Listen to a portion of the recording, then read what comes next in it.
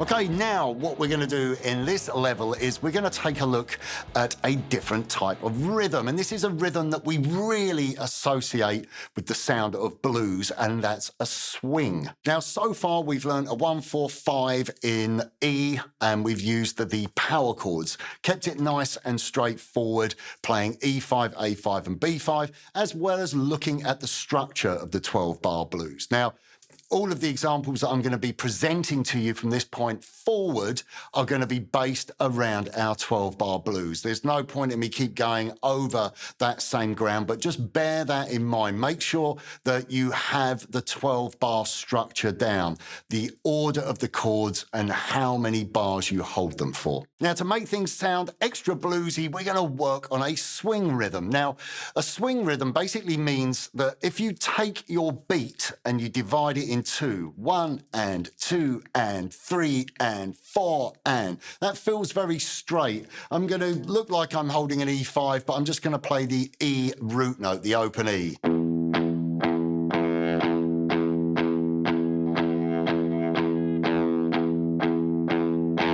Now I just play 1 and 2 and 3 and 4 and. That's very metronomic, very straight. Now what we're going to do is we are going to offset the second strike on each beat. So instead of going 1 and 2 and 3 and 4 and, we're going to play 1 and 2 and 3 and 4 and. That's referred to as a swing or a shuffle. Think about a pendulum swinging, how it goes 1 and 2 and 3. It kind of holds at a point. It's not going 1 and 2 and. Okay, think about 1 and 2 and 3 and 4 and. Think about swinging, okay? Swinging from one side to the next. Think about the movement of a pendulum, and that will give you the correct rhythm with your picking hand. So the basic concept here is that you're going to make the first strike on the beat last longer than the second strike. So instead of, they're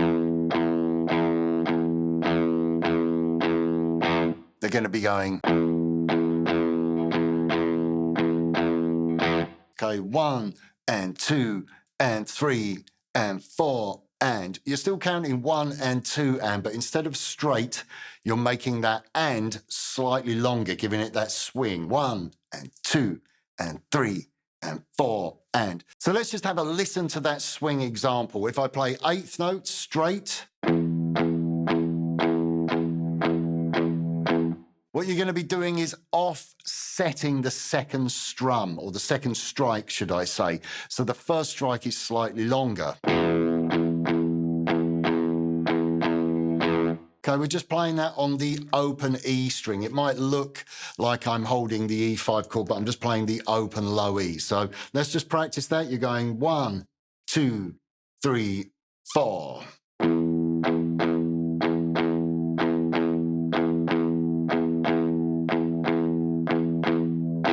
1 and 2 and 3, not 1 and 2 and 3 and 4 and 1 and 2. Da, da. It's got that lazy swing. Think about that pendulum swinging, how it kind of holds before it returns. Okay, now let's practice that in A. I'm just going to play the open A string. It might look like I'm holding the chord. I'm just muting the string, so.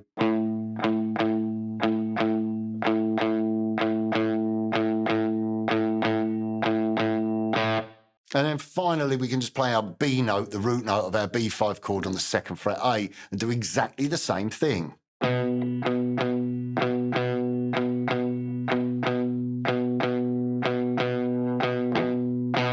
Okay, let's put those together. 2, 3, 4.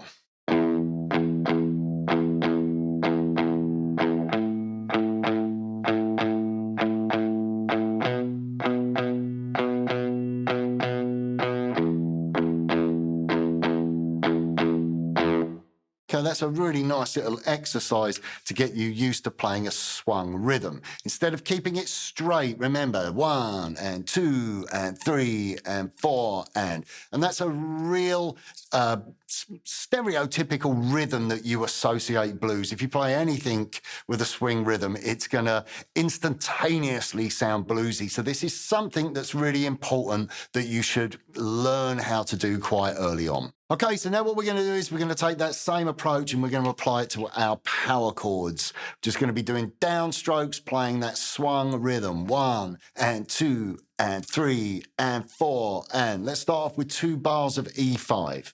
2, 3, 4.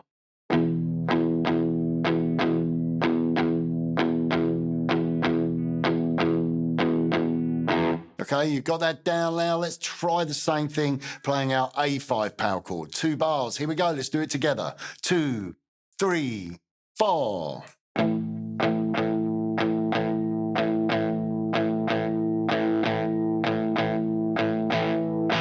Okay, you know where I'm going with this. We're going to hold our B5 power chord. Let's do this together again. And we're going to play 2 bars with that swung rhythm. 2, 3, 4.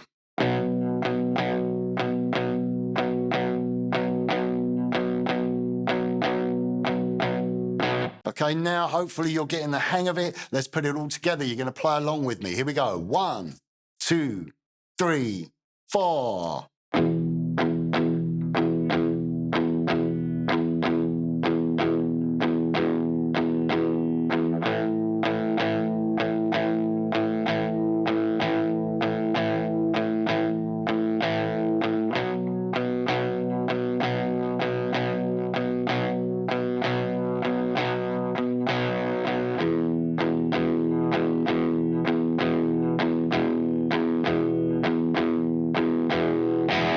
It's a really good exercise. Don't worry if you couldn't keep up.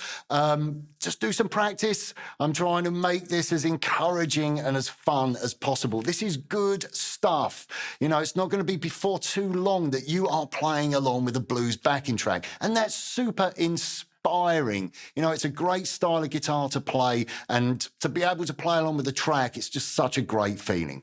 Okay, so now what you're going to do is you're going to practice through both the examples. You're going to use single notes, and then you're going to use power chords, and you are going to play that along to the 12-bar sequence. So make sure you've got that 12-bar sequence down.